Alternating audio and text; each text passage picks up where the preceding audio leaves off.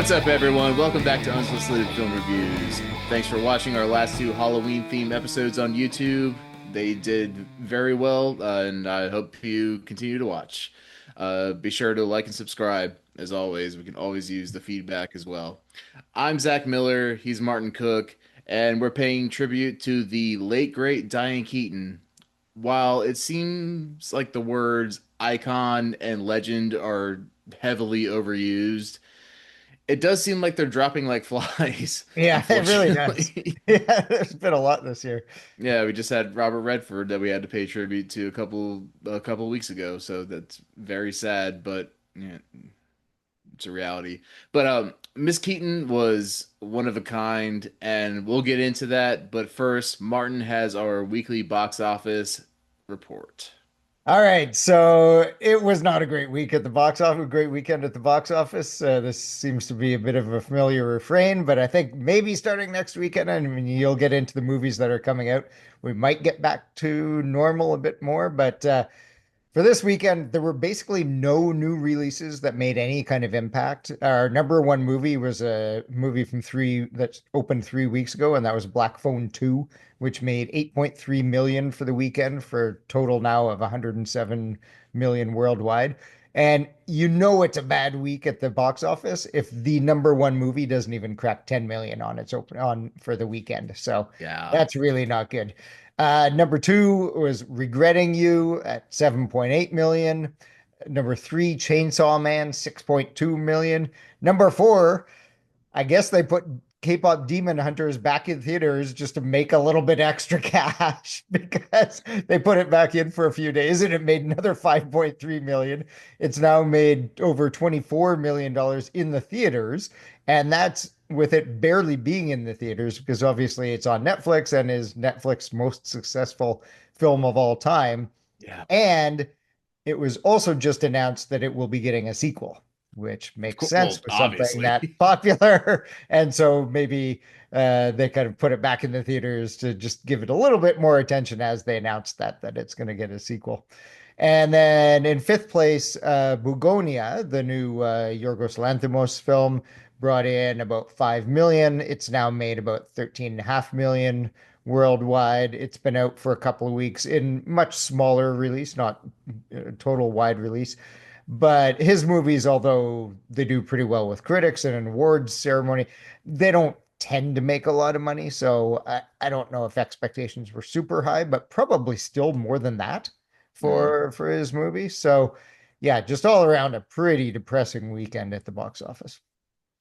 Yeah, just a quick anecdote. I work nights, so I don't wake up till afternoons, and we watch our niece during on Tuesdays and Thursdays, and I came downstairs today, and guess what she was watching? It was K-pop Demon Hunters. So and Fair she's enough. and she just turned 8, so yeah, perfect. Yeah, So did I you don't. actually watch it then? Have you seen it yet? A little bit, but it just seems Okay. like this. It's the same song over and over and over, and yeah, I don't know. Yeah, the songs get a little Yeah, I don't get repetitive it. for sure. Anyway, coming up this week, we have, and I never thought this would cross my lips, but we have Disney's Predator Badlands. Yeah, it's because Disney took over Fox and they have the Predator franchise now, and it's not like marketed as Disney's Predator, but it just is funny that Predator is under it, and it will be eventually released on Disney Plus. Yes. Yeah, at least they have the self-awareness not to market it as Disney's Predator. Then we have Grand Prix of Europe, German animated movie that looks like it's just promoting a theme park in Württemberg. We have Sarah's Oil, which is a black woman's struggle to retain oil rights in the early 20th century. Looks like it's a worthy story to tell. I'm unsure if it's going to be good or not, but we'll see.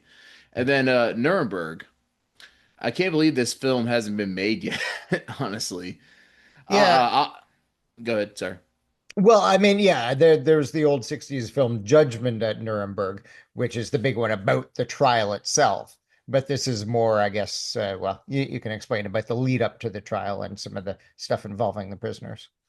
Yeah, so obviously it's about the Nuremberg trials and that were held to convict surviving Nazis of their war crimes, and it stars Rami Malek and Russell Crowe. I'm expecting good things. Yeah, Crow playing Hermann Goering, which Mm. is very interesting casting. We'll see. We'll see if that's good or not. Yeah, it's a hit or miss. Definitely a Yeah. throw of the dice on that one. And then we have Christie, which is Sydney Sweeney uglying herself up to be in a boxing movie based on a true story. We'll see how that plays out as well. And we have J Hope tour Hope on the Stage. It's a Korean artist concert movie that I'm sure will do gangbusters, but I'm not the target demographic at all for that. I was just gonna say I understood the words individually that you just said. That whole sentence made no sense to me. So Yeah. yeah, I don't think I'll be going to see So let's just get into something that we are the demos for. that. Diane Keaton, RIP. Diane Keaton was born in 1946 in LA. Her stellar career spanned almost 7 decades. She's one of the very few homegrown LA talents that she was the eldest of 4 kids. I mean, she was born and died in the LA County area. So, and I know we're gonna get into this, but she was so associated with New York that you wouldn't really think that. But anyway, Yeah.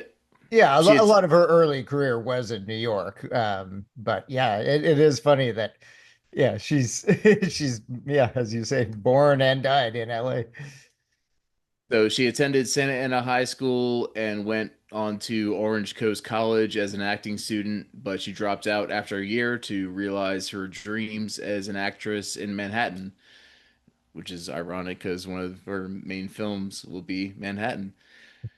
She had a unique ability to memorize the entire script, not just her own lines, but everybody's lines in every project she ever worked on, which uh one of her co-stars that we'll talk about later, Jack Nicholson remarked upon, just saying like nobody does that. So she was so dedicated to her craft.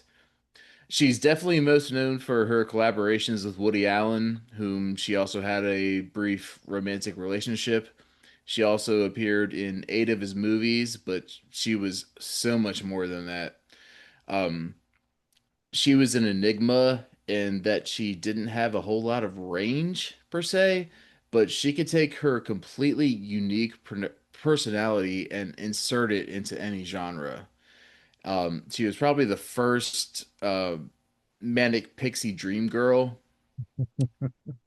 That's a time-tested cliche used to describe girls who are sexy but don't know it, which is also a cliche that's been tired out. And it comes, and the manic pixie dream girl comes into the life of a guy who's completely undeserving of her and kind of like changes his life. Basically every one of her co-stars. Yeah. Yeah. Or the characters of her co-stars, yeah, Yeah. completely undeserving of her. But the way she was able to balance the flighty ditzy girl with the tuxedo wearing hyper intelligent woman was just a sight to behold. Diane Keaton won an Oscar for her role as the title character in Annie Hall in 1977. She wound up being nominated for another 3 Oscars for Reds, Marvin's Room, and Something's Gotta Give, all of which we'll cover in this episode. She was also a player on the stage, TV, and even starred in a couple of music videos. She died just under a month ago in her Santa Monica home due to pneumonia, surrounded by her family. And who could ask for more, honestly? Yeah, in addition to that, she was also I mean, in addition to her acting career, which, as you said, also spanned, she started actually on the stage when she got to New York to pursue her acting career, and then eventually made her way to film. But went back to the stage fairly frequently. But even aside from all that, she was undeniably a style icon, as somebody who was never kind of this perfectly put together image that you would tend to see on style magazines or anything, not perfectly made up and everything, but just had her own kind of unique style. She was almost the originator of kind of a thrift store chic kind of thing in a way. Like she was probably, a hipster, female hipster way back before that was even a thing and before it got totally ruined. So she is, in addition to being an acting icon, is also definitely a style icon. The other thing I just mentioned in terms of before we start getting into some of her movies was her original name was actually Diane Hall, but when she got to New York, there was already an actress named Diane Hall. So she changed her stage name to Diane Keaton, which was her mother's maiden name. So not that far off.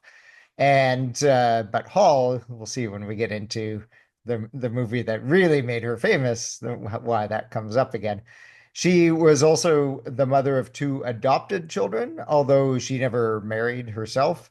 Something which she got annoyed with interviewers keeping, that kept asking her about her love life and never marrying, and for good reason, it's her personal life, but she did adopt two children. And she also, in addition to the Oscars, she received an AFI Lifetime Achievement Award in 2017, which was obviously well deserved. Yep. So with that, we want to just start getting into her notable films.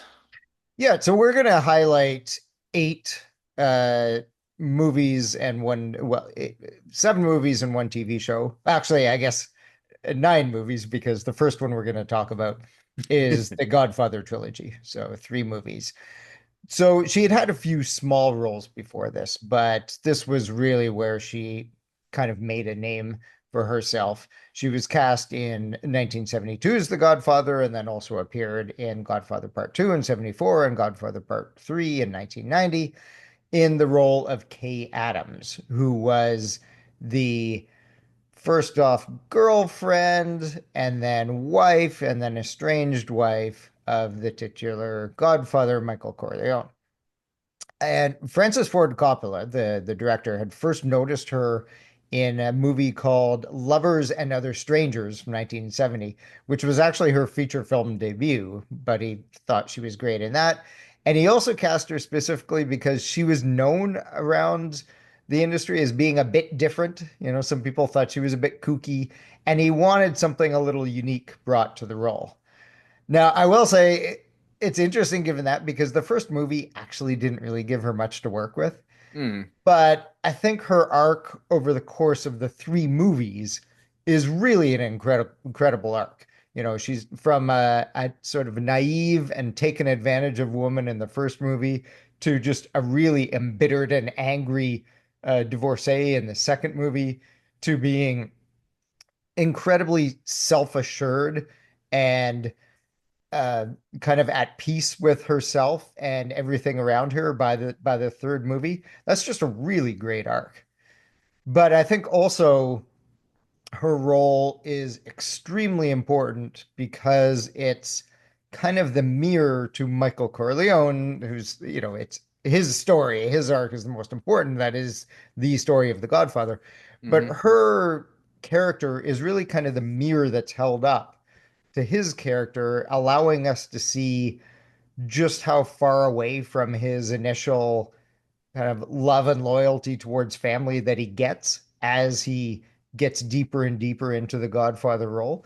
And I think that's incredibly important to understanding what it is that the Godfather is all about. Yeah, and she's been in so many iconic movies that we're not going to talk about the movies at large that much. We're trying to Mhm. focus on her roles, Yeah. and we're breaking the Godfather Yeah, trilogy yeah, into we could probably spend 3 episodes on the Godfather trilogy alone. which I'm sure we will eventually. Maybe. But no, but yeah, you're right. And when I was in film school, one of my acting classes had me acting opposite. I was playing the Michael character, and my acting partner was playing the K character during the scene where she revealed that she had an abortion. Oh, wow. And Yeah, yeah, that's a brutal scene. Yeah. yeah, but I think the more brutal it is, the easier it is to get into, especially Oh, I suppose. if you're an amateur actor, because you're already like, if you, especially if you know the movie, you're able to get invested in Yeah. it and kind of, you know, put yourself into that situation as opposed to something that you're not familiar with. But yeah, anyway, yeah, her whole arc between, yeah, especially in the first one, she's just so innocent. Yeah. And she also has one of my favorite quotes of, well, favorite exchanges, I guess, of all time in the first one, where she's like, where Michael's telling her that, his father's like a senator or a governor or a president, and she's like, Michael, senators and presidents don't have people killed. And then he's just like, now who's being naive? Yeah, That's one of my favorite exchanges of all time. So yeah, I haven't had a chance to rewatch Godfather 3 that much, but yeah, she has a much better arc. She's much more self-assured, and yeah. again, don't want to get too much into the Godfather, but Yeah. yeah, very well done, and definitely her not she's not really being herself there. So No. she spreads her wings later in her career for sure. Yes. Yeah, and the first time we really see that on screen in a big way is in the next movie we're going to talk about, and that's 1977's Annie Hall. So she plays the titular character, and not only was the role written specifically for her, it was very much based on her and her real life personality. As I mentioned, Hall was her real last name, and Annie actually was a bit of a nickname for her. And you had already said that. So this is a movie by Woody Allen, written and directed by Woody Allen. And you already mentioned that her and Woody Allen had a brief relationship actually in the late 60s before they started making films together, but they remained close friends. Oops, I just bumped my mic. And eventually, as you said, made 8 movies together. And this was the fourth of the movies that they made together. And so yeah, so he really kind of knew her very well by the time this movie came along and really allowed her the space to kind of show her personality and show her acting style and range. I will say just, briefly, and we've got another Woody Allen movie we're going to discuss, but just briefly, they were remained close friends all throughout her life, even to the point that she came out and publicly supported him when his ex-wife were levied some accusations against him. And yeah, don't want to say too much about that. Look, it's very tough, I'm sure, when you're close friends with somebody. I think she kind of let herself down a little bit there because it seems pretty clear that some of those accusations seem extremely plausible, but yeah, we don't need to to go on too much about that. Aside from that, just yes, they were lifelong friends. Back to the movie. It was a huge hit, made 44 million on a $4 million budget, was nominated for 5 Oscars, winning 4, including the first nomination and the only win for her for Best Actress. More than that, it was her arrival as a real force in Hollywood, showing sort of, as we've talked about, just a wholly different kind of actress, unique in her kind of openness and her natural ability to portray characters. And I was thinking about this, and she's almost the first kind of modern actress if you will, like in a similar way, totally different style, totally different kind of person, but in a way that people talked about Brando when he first burst onto the screen as somebody who was just so natural and different that it didn't seem like he was acting. He was just kind of this different kind of personality that just poured out onto the screen. She, I think, was very much like that for actresses. Again, totally different style, totally different kind of actress, but she was really just showing off a kind of personality and different type of person that you'd never seen actresses do on screen in the same way before. And she obviously, kept that going for the rest of her career and is why she's so beloved and became such an iconic actress. Yeah, that's a really good point in how she was so original. She always said that like Katharine Hepburn was her major influence. Right. And that makes sense because Katharine Hepburn was the first, I mean maybe not the first, but the main prominent one to act woman to wear pants on Yes. screen Yeah.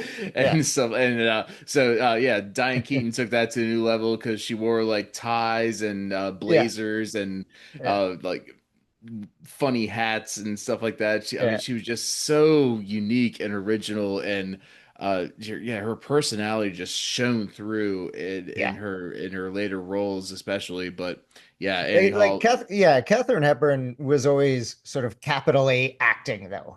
And Oh you can yeah, see it yeah. on screen. Like I love Katharine Hepburn, but you can see that she is acting, right?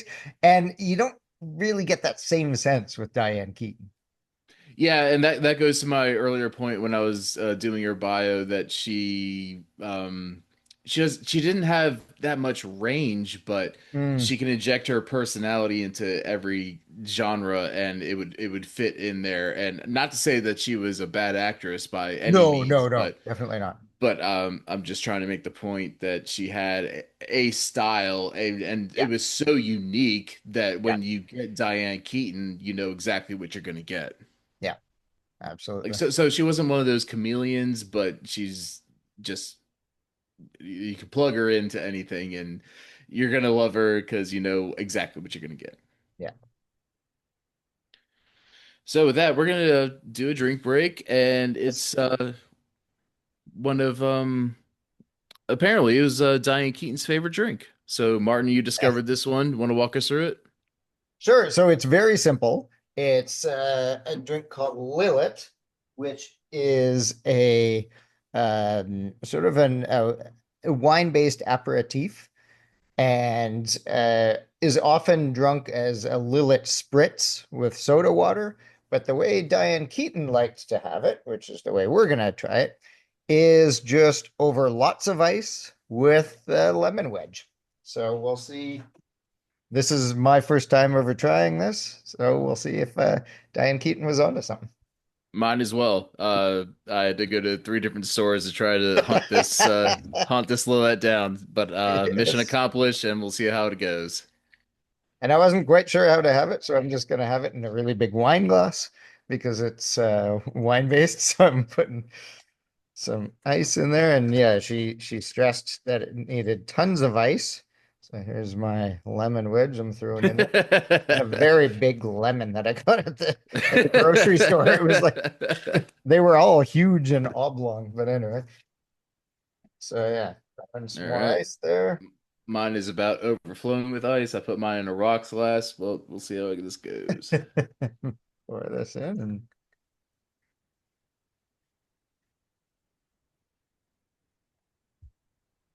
give this a try. So here's to Diane Keaton. Cheers.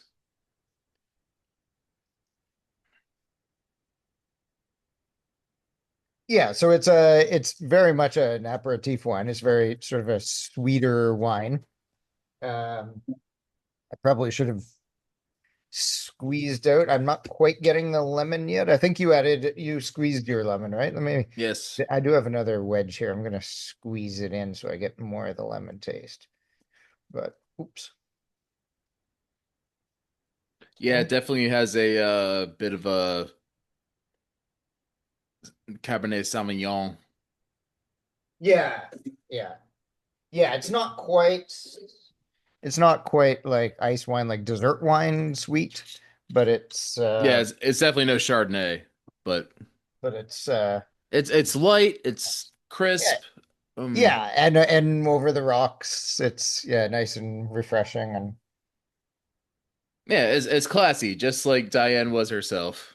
yeah, you could definitely see somebody like Diane Keaton sitting on a on a nice patio or backyard or something in Malibu or wherever she was and sipping some of this. So there we go. Lillet. Actually, it's better the more I have it. I guess as the ice chills it and I'm getting a bit more of the lemon taste. Yeah. I'm Yeah, I enjoying I'm agree. enjoying it more. Yeah, I'm more of a red wine than a white wine guy, but this, yeah, I agree. Anyway, okay, back to the films. So we're in Manhattan, 1979. It's another Woody Allen written, directed, and it hits honestly a lot of the same beats as Annie Hall Very does. much so. Yeah. Um, Not to say it's the same movie, but uh, okay, some of the originalities is that it starts out with a lot of a tribute to George Gershwin, the New York composer. Um, Woody's dating a 17-year-old, which is par for the course.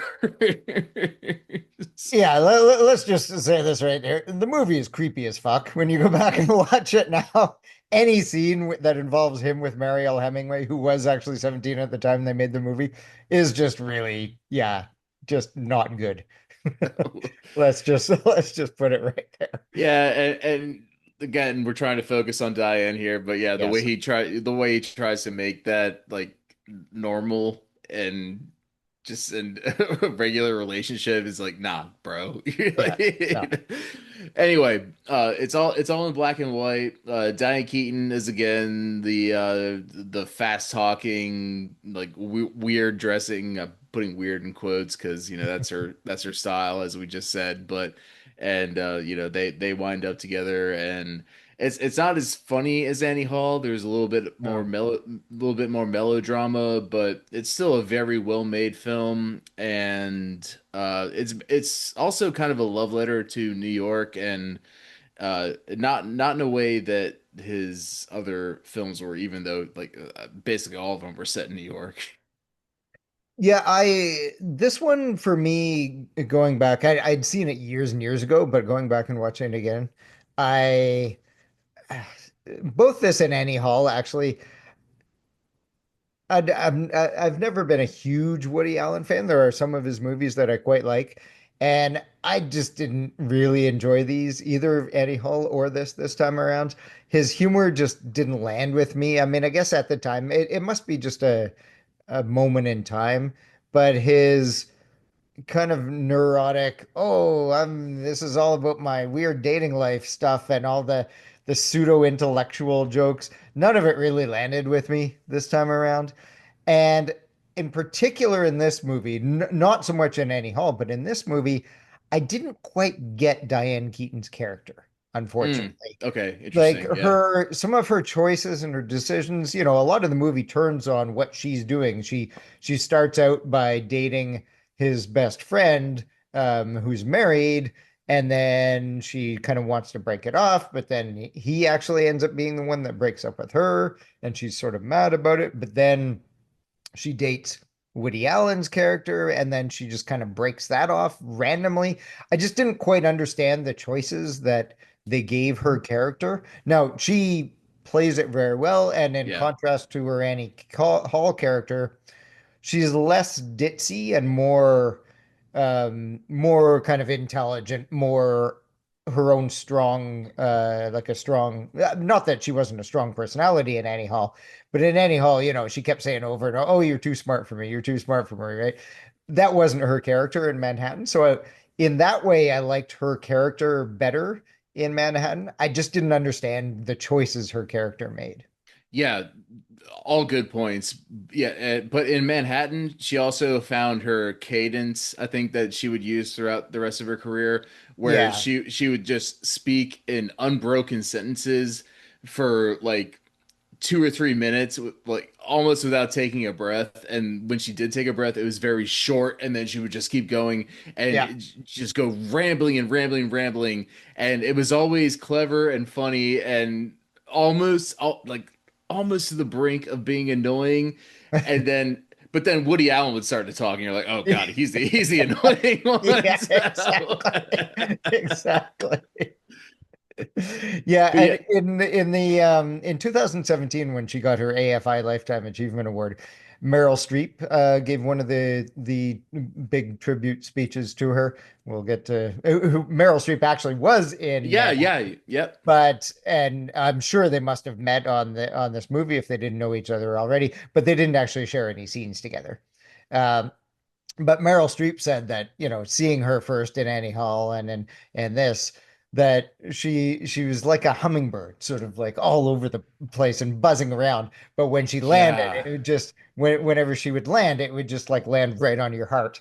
And I thought that was just a fantastic description of Diane Keaton's acting style. That is wow. I did not know. Yeah, that just gave me goosebumps. That is a perfect description of her. Yeah. Let's bring in Meryl Streep. Come on, Yeah, yeah, Meryl, sure. Comment. Yeah, wow. Yeah, that is man. Yeah, it's a perfect description of her. Somebody knows a thing or two about acting. Yeah. So then we have Reds in 1981. It's a historical drama film directed by Warren Beatty, who didn't have an extensive directorial career. Obviously, a phenomenal actor, but it's about the life of John Reed. It's a true story based on the life of John Reed, a journalist who covered the October Revolution the Bolshevik Revolution in 1919 in Russia, and it uh,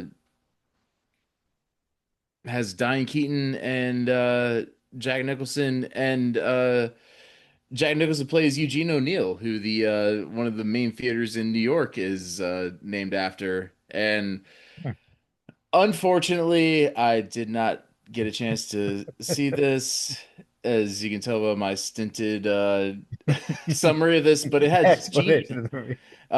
Gene Hackman and Paul Sorvino, and just a ton of good actors. And the only reason I didn't get a chance to see it is I had no idea that it was over 3 hours long, and I really want to get it.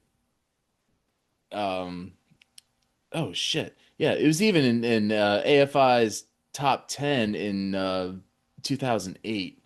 So yeah, apologies to the watching and listening audience, because you rely on us for all your film news and film history. But yeah, I guess let's all just go out and watch Reds after this episode. Yeah, we definitely should. I mean, the most important thing for our purposes on this one is that this was her second nomination for best actress. She didn't win, but this was her second of four nominations. Full disclosure, I also didn't get a chance to see this one, and I've got a very good excuse, and that is that I've been without power until a couple hours ago. I've been out without power for 2 days this week because somebody fucked up large and obviously cut into a big cable. And so I just did not get a chance to watch as much as I wanted to. And this was the movie that fell by the wayside, unfortunately. So I really wanted to see this one because I've never seen it.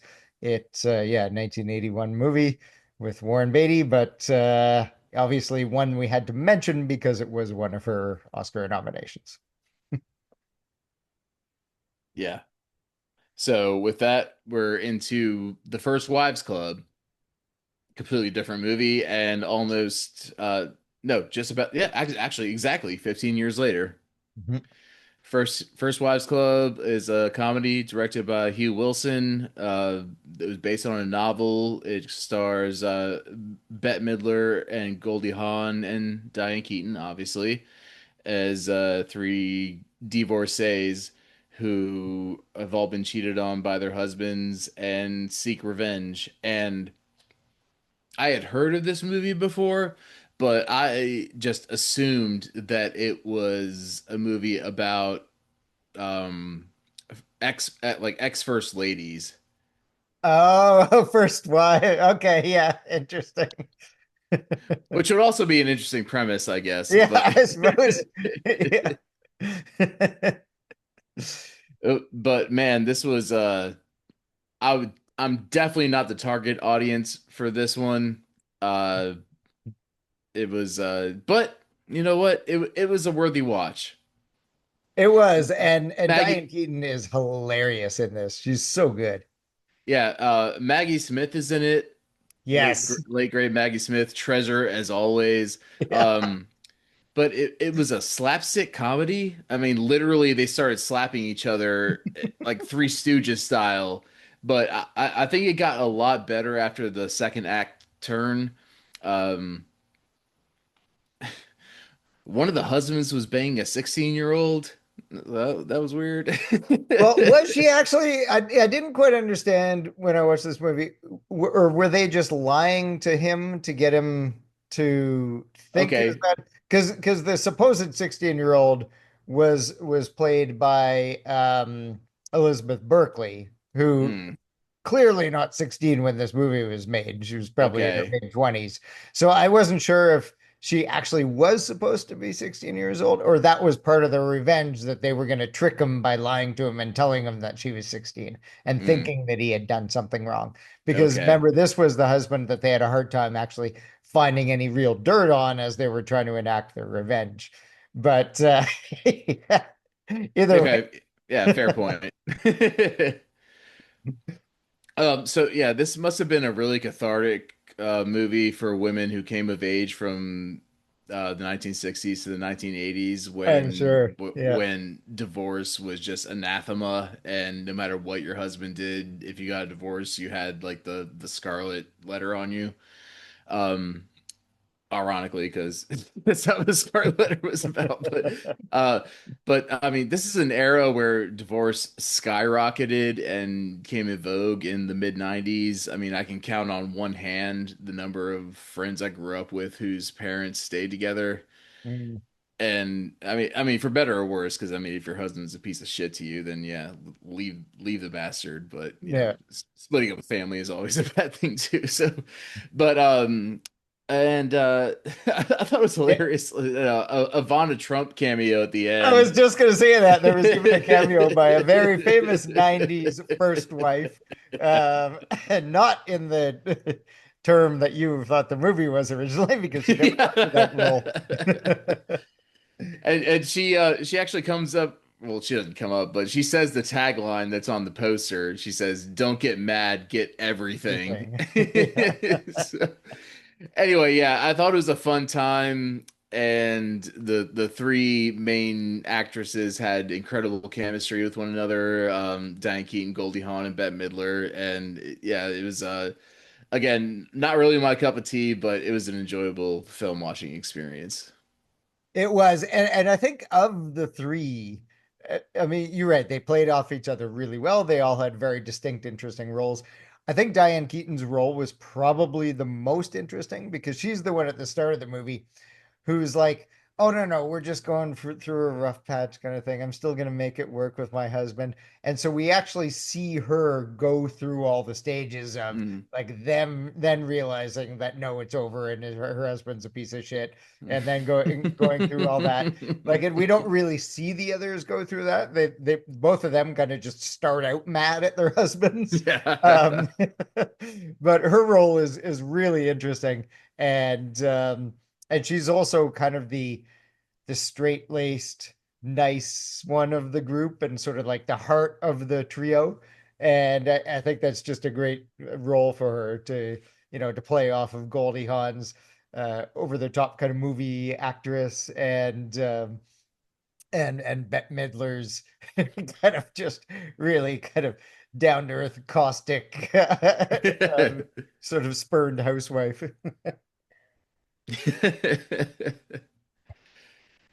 Yeah, it had a ton of cameos. Rob Reiner was in it, and it was Yes. actually Timothy Oliphant's very first film role as well. Oh, was it? Okay, okay, yeah. I noticed Timothy. I was like, wow, that's a really young Timothy Olyphant. I didn't realize that was his first film role.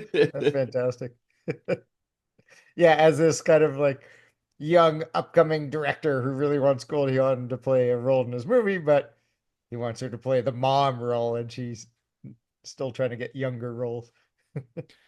Yeah, and we had a teacher in film school who enlightened us about Bette Midler. I'm not gonna put him on the spot because I don't know, what the rules are here, but apparently Bette Midler, total bitch.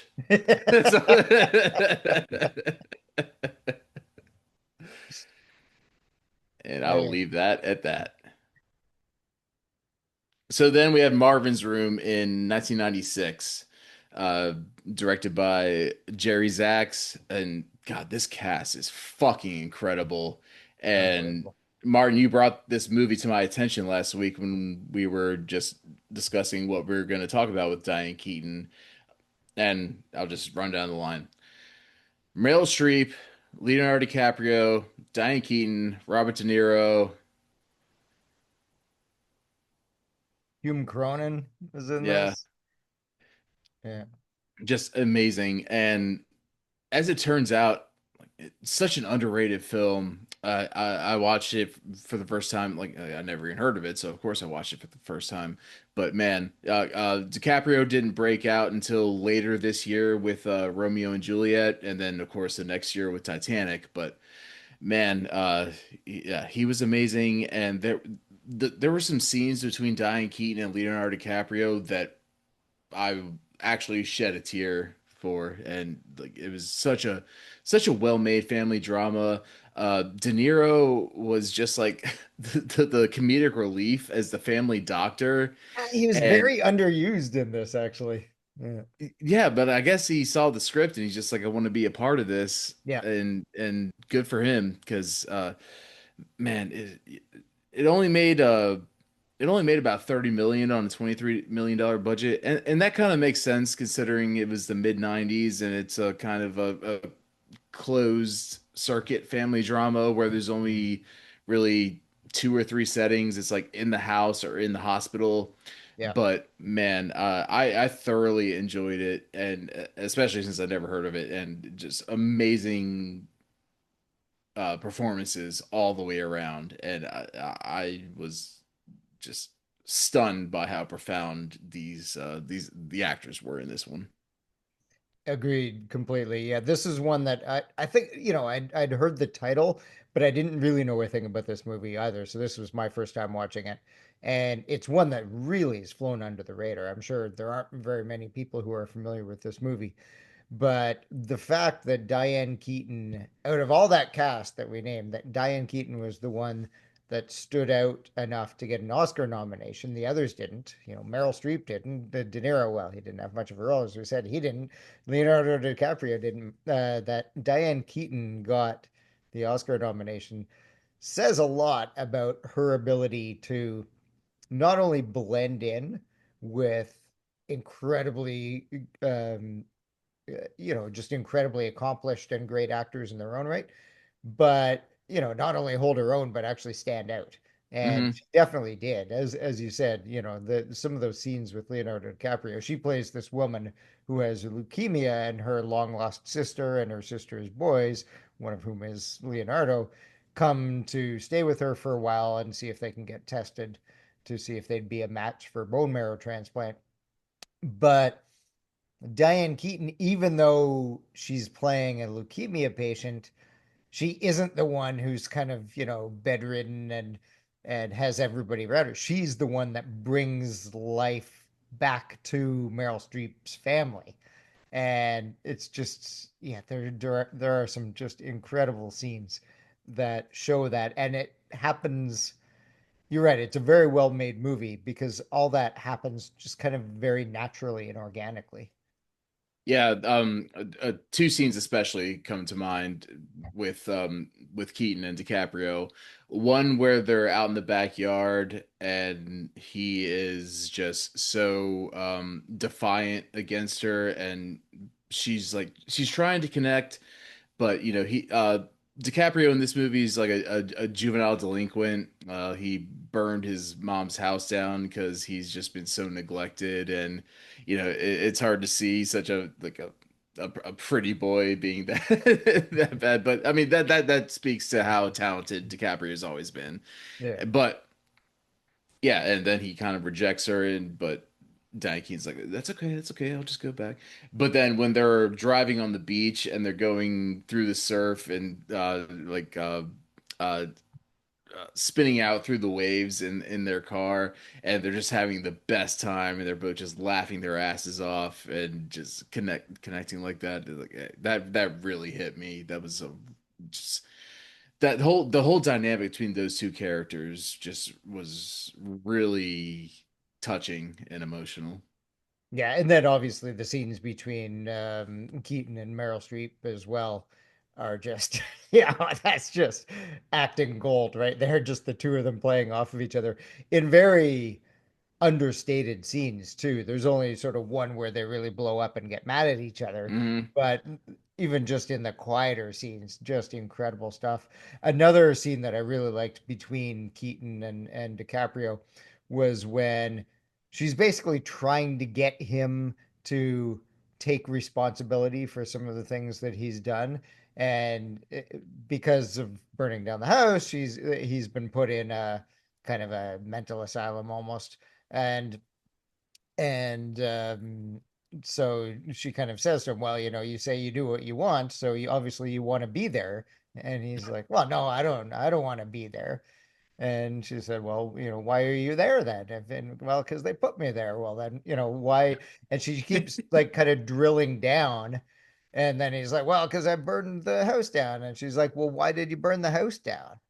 And it kind of stops him, and it like kind of makes just her questioning of him and sort of forcing him to look at himself. Was just, yeah, another really important scene in that movie.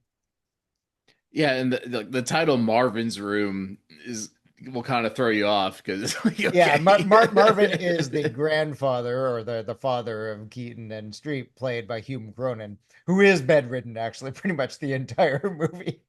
Uh, but yes, he's their sort of dying, semi-lucid father.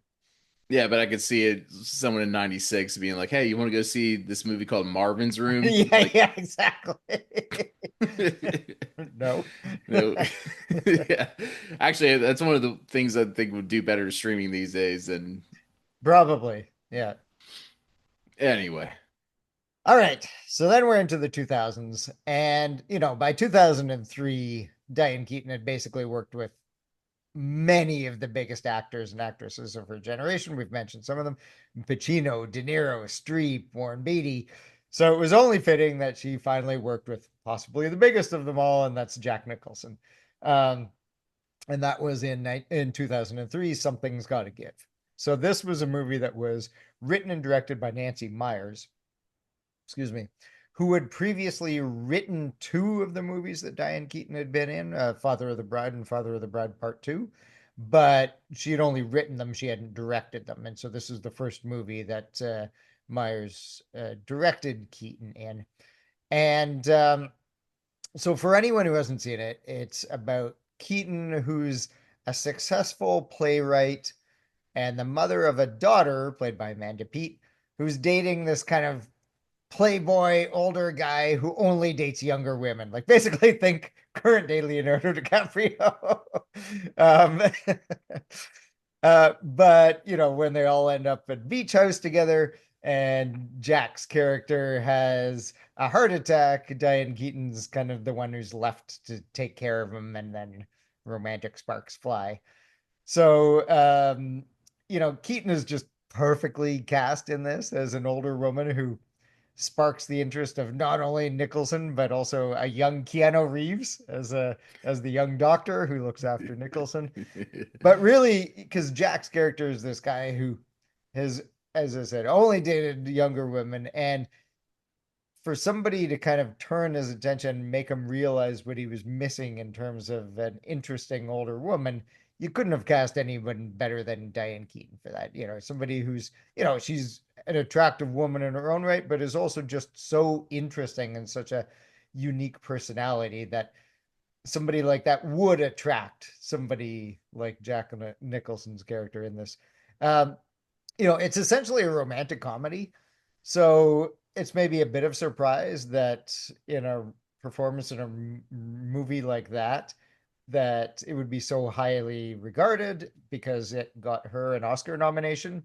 Um, she also won the Golden Globe for Best Actress in a musical or comedy, that famous category. Yeah. Uh, Nicholson was also nominated in that category for Golden Globe, but he wasn't nominated for an Oscar like Keaton was. So Keaton once again against one of possibly the best actor of his generation. Keaton once again stands out. This movie was incredibly successful. It made like 270 million on an $80 million budget.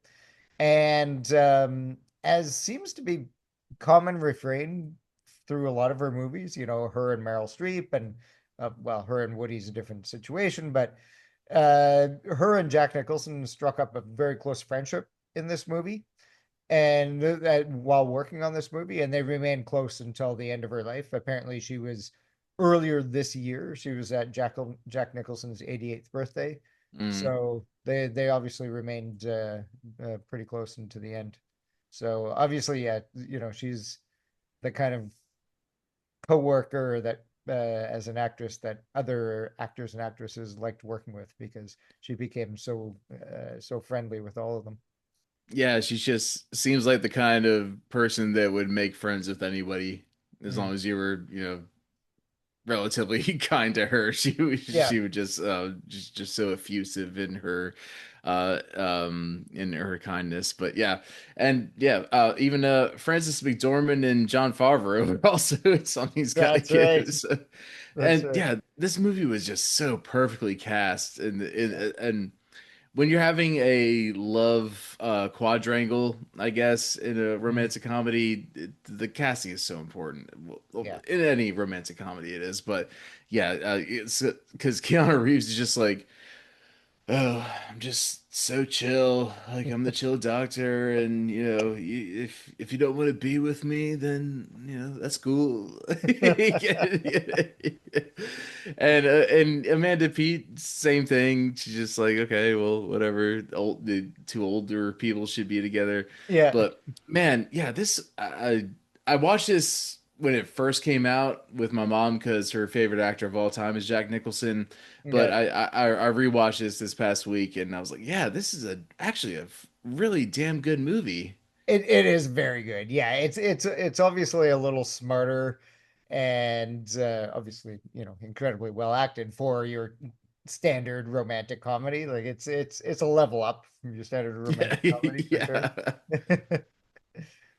yeah. Yeah, especially since it's two older people and that's become a gimmick in like the last 10, 12 years or so where it's like old people coming together and having a relationship. But this again, two of the greatest actors of all time, Jack Nicholson, Diane Keaton, and God, and trying to keep it on Diane because I tend to go towards Jack because he was just so fucking charming in this movie. But it did make over $250 million Yeah, yeah. on a $80 million budget, and man, yeah, it's just beat for beat. It was just so like doesn't make you cry per se, but it just like every every beat feels real.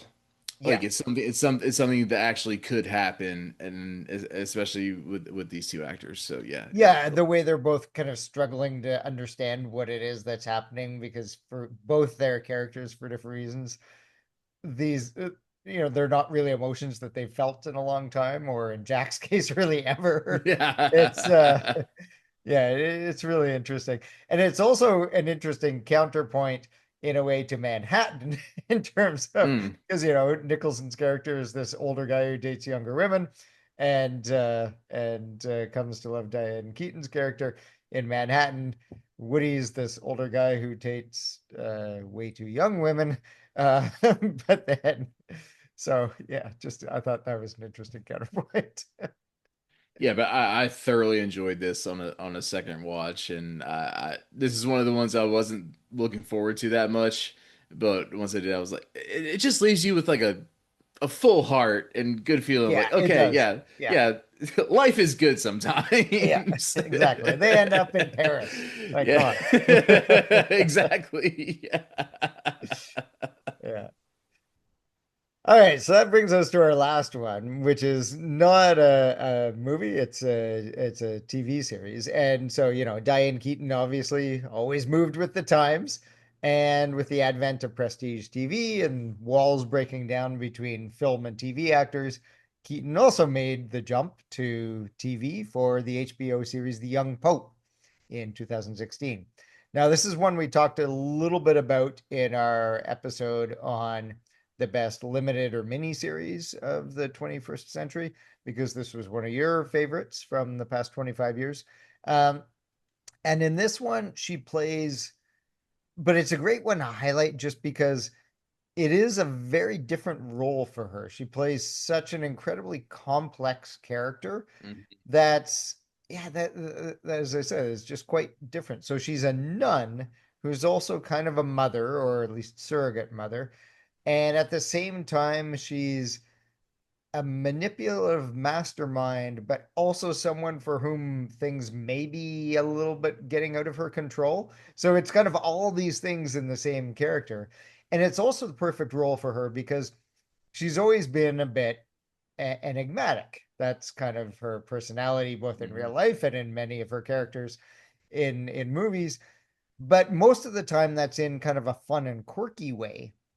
But in this show, it really works in a more devious way where we're never quite sure what it is that she's up to, like what her plan is, what she's, how she's pulling the strings behind the scenes.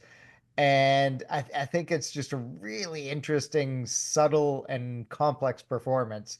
And as I mentioned, yeah, quite unique compared to a lot of her others. And of course, because it's a series, it's an 8 episode limited series, we get to see her carry that character over much more time and many more scenes than we would in a traditional movie. Yeah, as far as I know, she never played an out and out villain, but I think No. this is the closest she came to playing kind of a morally ambiguous character, Definitely. which is ironic because she's playing a nun Yeah, that's true. who's supposed to be the antithesis of being morally ambiguous. But yeah, that plays into the entire show though, and how you never know what character's doing what their Yeah. motives are. I said this when we were covering the young pope in general, just like it's so Italian and so European that none of these characters we don't know their motives. We just go from scene to scene, and we're supposed to just accept just that they're complicated human beings. Yeah. And that goes for Diane Lane's character as much as anybody's, It- including Jude Law's.